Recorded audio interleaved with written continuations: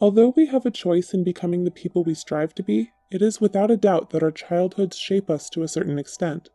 How we choose to react to different situations and the way we express ourselves are behavioral patterns that are formed starting at a young age when we first begin to learn how to make sense of our immediate environment.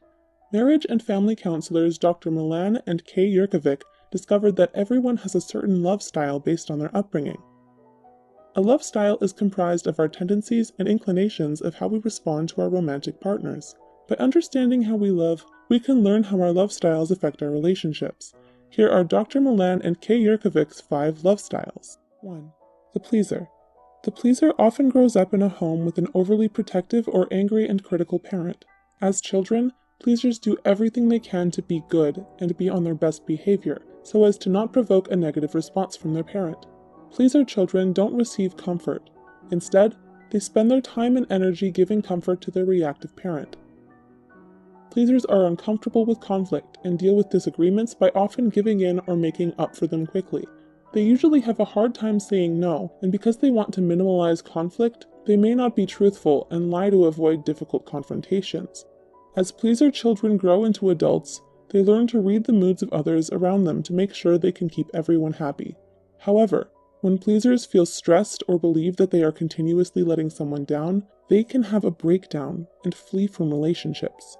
Pleasers often spread themselves thin trying to be everything to everyone when it's not realistic, and instead of forming healthy boundaries for themselves, they focus more on the needs and desires of others. In order for pleasers to cultivate stable relationships, they have to be honest about their own feelings, rather than trying to do what is expected of them. 2. The victim. The victim often grows up in a chaotic home. Victims learn to be compliant in order to survive by putting less attention on themselves so they can stay under the radar. To deal with their angry, violent parents, victim children learn at a very young age to hide and stay quiet. Because being fully present is painful for them, victim children often build an imaginary world in their heads to cope with the dangers they face on a daily basis. Victims have low self-esteem and usually struggle with anxiety and depression. They may end up marrying controllers who mirror the same behaviors as their parents. Victims learn to cope by being adaptable and going with the flow. They are so used to chaos and stressful situations that when they do experience calmness, it actually makes them feel uneasy because they anticipate the next blow-up. In order for victims to cultivate healthy, stable relationships, they have to learn self-love and stand up for themselves when a situation calls for it, instead of letting their partner walk all over them. 3. The controller. The controller usually grows up in a home where there wasn't a lot of protection, so they learn to toughen up and take care of themselves. They need to feel in control at all times to prevent the vulnerability they experienced in their childhood from being exposed in their adulthood. People with this love style believe that they're in control when they can avoid experiencing negative feelings of fear, humiliation, and helplessness. Controllers, however, don't associate anger as vulnerability, so they use it as a weapon to remain in power.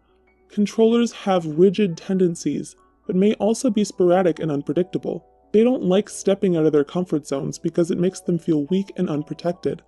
They prefer to solve problems on their own, and like getting things done in a certain manner. Otherwise, they get angry.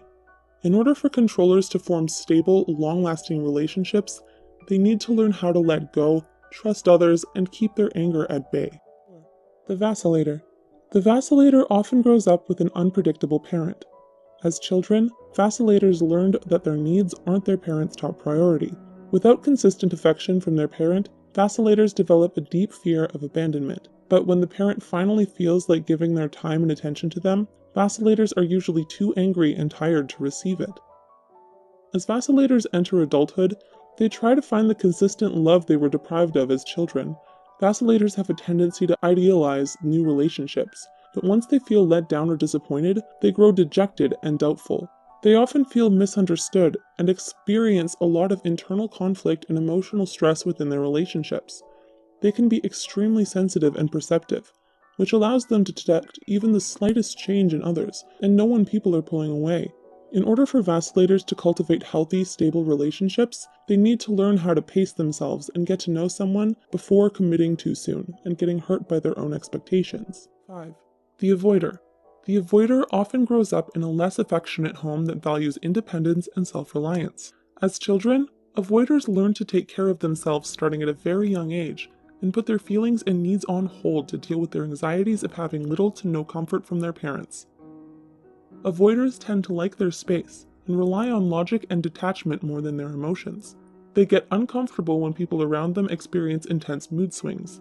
In order for avoiders to cultivate healthy, long-lasting relationships, they need to learn how to open up and express their emotions honestly. Which love style do you identify with? Please share your thoughts with us below.